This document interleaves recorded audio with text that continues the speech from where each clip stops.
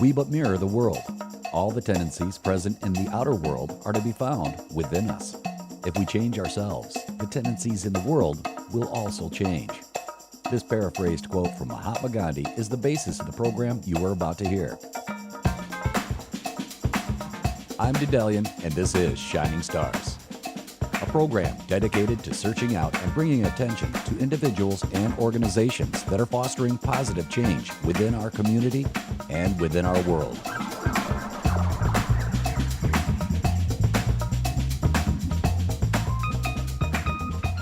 I am very pleased to welcome to Shining Stars today Tammy Lemmer. Tammy is the Community Relations Director for the Tri-County Office on Aging, also known as TCOA for brevity purposes. Since 1974, TCOA has been helping older adults access programs and benefits, improve their health, and remain active in their communities as well. And of course, if you're a resident of Mid-Michigan, there is a very good chance that you know somebody that has been touched by this valuable resource. Welcome to Shining Stars, Tammy. Thank you. Pleasure to be here. It is awesome to have you here. And the Tri-County Office on Aging, they, of course, have been here since 1974. Absolutely awesome what you guys are doing. But you guys do so much that sometimes it is difficult to summarize exactly what the organization does. So when somebody asks you, how do you respond? How do you tell them what TCOA does? To try to keep it as simple as possible, we help older adults live independently in their homes and communities as long as they can and as safely as they can. So all of the support, services, programs, connections that we help them make, it's with that goal to help them live independently. Right. And I believe probably one of the most well-known programs that you have is Meals on Wheels. It is. A lot of people know Meals on Wheels, but they don't necessarily know that that's a program of Tri-County Office on Aging. So I love to talk about not only the nutrition supports that come from the Meals on Wheels program, as well as the socialization and the connections the individuals get from our volunteers, but I like to talk about the other services, the in-home supports, the other programs that are available for them as well. Now, tell me about some of those other ones. The other things that maybe people wouldn't know that the TCOA does.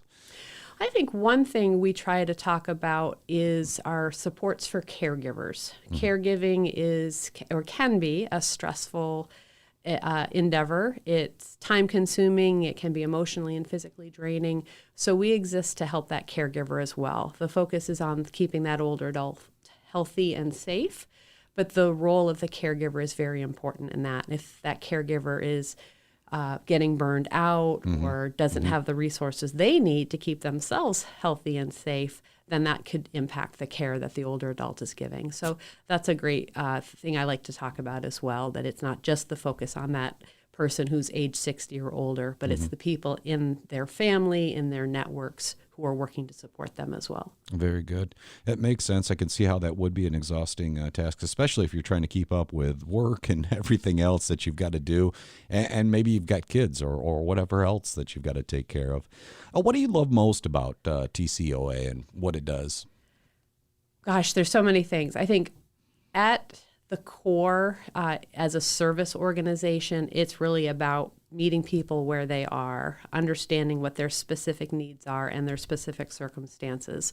So for us, if we get an inquiry that comes in through our information and assistance staff, for example, we spend time talking with them, listening to their story, finding out a little bit about what's going on, because they may be asking for something specific, or they may be asking for something more vague or general. But by talking with them, we can really find out more about what they're facing and what the circumstances are, and we feel better equipped to help meet that need or fill that gap for them by spending that extra time. Right. I find it interesting that you said the phrase their story, because that's part of the deal with what I like to do on this show. I want to know all about TCOA, but I also want to know about the individuals that are involved. And, of course, one of the pivot points of the show is positivity. Myself, I work a little bit. I have to work at trying to be a positive person. Would you consider yourself to be naturally positive? Do you feel like positivity is something that takes work? Well, I do think it takes work, but I do also consider myself a positive person. I come about that by I think the work that I've done in nonprofit organizations, I like to help people, and I like to be involved with others who are helpers as well.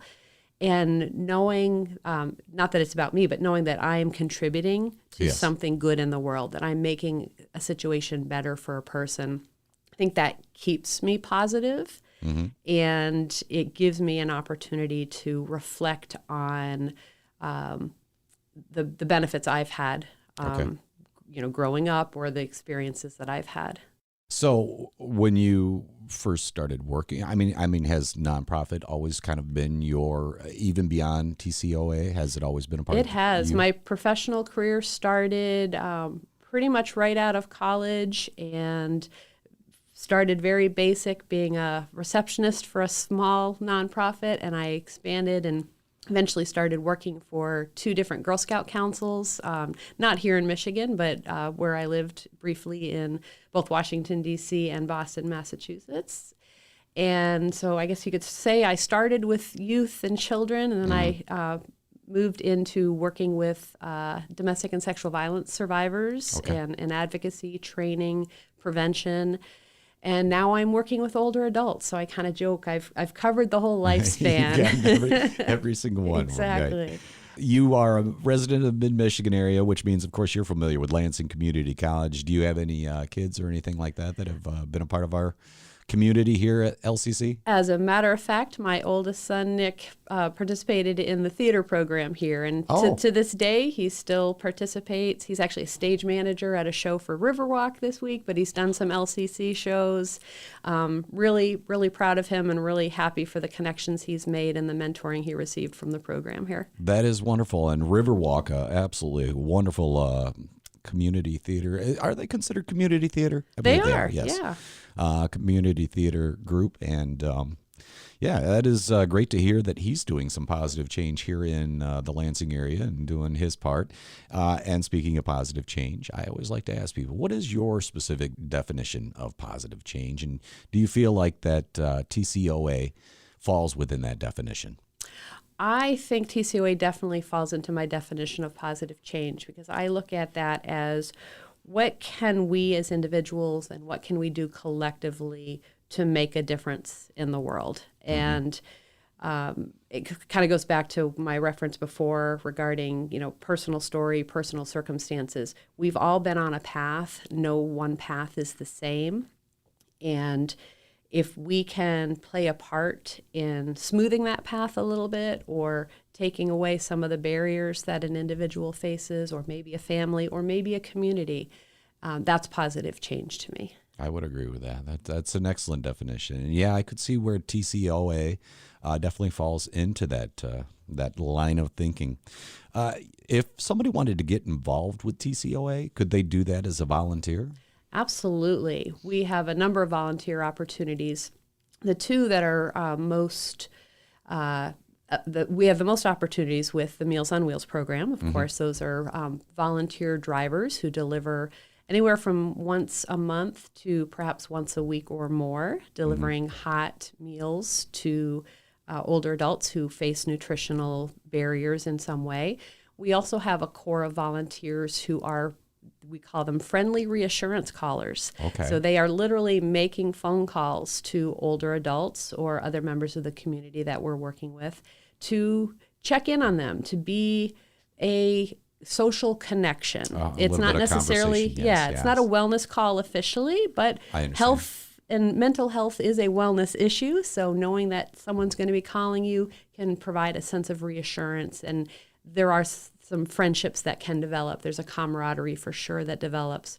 So those are our 2 biggest needs, but we have a wide variety of other options. Health and wellness programs, we are often looking for volunteers to help facilitate those classes. And we have other opportunities on our website, which I'd be remiss if I didn't share that, TCOA.org. Well, I invite people to visit. I would have had you get it in there one way or the other. But, and it's kind of interesting that you talk about that, the idea of having that personal, even a phone connection, something that I experienced over these last couple of years living on my own. Very often found myself a little bit lonely because I wasn't seeing the people that I used to see all the Right. time. Right. I could definitely see where that would be a lifeline for somebody. Okay, so not everybody has the time to contribute. Are there other ways that somebody could participate or help out in some way? Sure. Well, we are a not-for-profit organization, so like all of our other social service agencies in the community, we of course welcome financial contributions. We also hold a golf outing and a dinner and auction event every year. We're very fortunate to be able to hold the golf outing even in 2020 because it was an outdoor event and we put in all the safety precautions. We did have a virtual event for our dinner and auction in 2020, but we were able to come back live and in person for 2021. Smaller, lower capacity, but still a lot of fun where people can come together in celebration of the work that TCOA does. And so we have planning committees for both of those events, in addition to community members donate auction items and either make financial contributions, buy tickets, et cetera. So those are a couple of the bigger ways that All sorts of great ways you can help out. Now, going back to the golf, that's an annual event. So you guys probably do that the same month every year, right? I believe it's in June. It is in June. This year it'll be June 16th, and we're holding that at Forest Acres. We're very excited. They've been a gracious host for us for several years. It's a great course. It's a Big Ten course, so it's a beautiful course too. Beautiful, I played there a couple of times. What else beyond doing what you do brings you the most joy in life? Tell me a little bit about that. Oh gosh, I would consider myself, and others would consider me, I'm a professional volunteer. I tend to be very active in my community. I happen to currently serve on my district's Board of Education. I am a lifetime member of Girl Scouts of the USA. I serve in a lot of different committees and boards. I tend to do a lot of fundraising because that's a skill that not everybody has or feels comfortable doing. So I'm willing to put myself out there and make some requests or do some solicitation that other folks might not feel as comfortable doing. I'm all about the making a difference, as I said. So if asking for a donation is going to make a difference, I'm going to be willing to do that. So it sounds like you managed to find your passion right off the bat then. Oh yeah, I keep busy, but I love when I'm not volunteering. I guess one of my other passions is sports. I'm a huge women's basketball fan at the collegiate level and WNBA to a lesser extent, although they haven't gotten the coverage and the exposure that the boys often get. But they're making strides in that area, so I'm excited to follow women's sports, but all sports in general. Very good. Once again, her name is Tammy Lemmer, and she's the Community Relations Director for the Tri-County Office on Aging. You want to find out more about TCOA, you can go to their website, which is tcoa.org. Tammy, I want to thank you very much for coming in. I do have one final question for you. This is something that I ask every single one of my guests. My thought process is always this, and if you had the ability to snap your fingers and put one thought into everybody's mind at the same time across the world. And technically, in some ways, you will be doing that because if somebody's listening to this, you have that opportunity to put that thought in their mind. That's my thought process. So if you had the ability to snap your fingers, put one thought into the collective consciousness of the entire human race at the same time, what would that thought be? That's an amazing question. And I think the thought that I would want everybody to have is related to kindness, but beyond just sort of the simple be kind message, I would want people to recognize that we all have different experiences and that we need to be aware that our experience isn't going to be the same as the person next to us or the person down the street or in the next town over or the next country over. Okay. So I think that's what I would like people to ponder. So distilling it down into one word, you would say acceptance? Is that a good way to That's put a it? great word. There you go. Tammy, once again, thank you for coming in and being a part of the show. Again, my pleasure. Thank you so much for having me. Remember, we can all contribute something good to this world, no matter how big or small. A simple smile, a friendly gesture, that's all it takes to expand the power of positivity 1 inch further. I encourage you to find your shining star within by being the change you want to see. Thanks so much for listening to Shining Stars and, of course, sharing your time with me today. I'm Daedalian, and you can listen to this episode of Shining Stars on demand, along with other LCC Connect programs at lccconnect.org.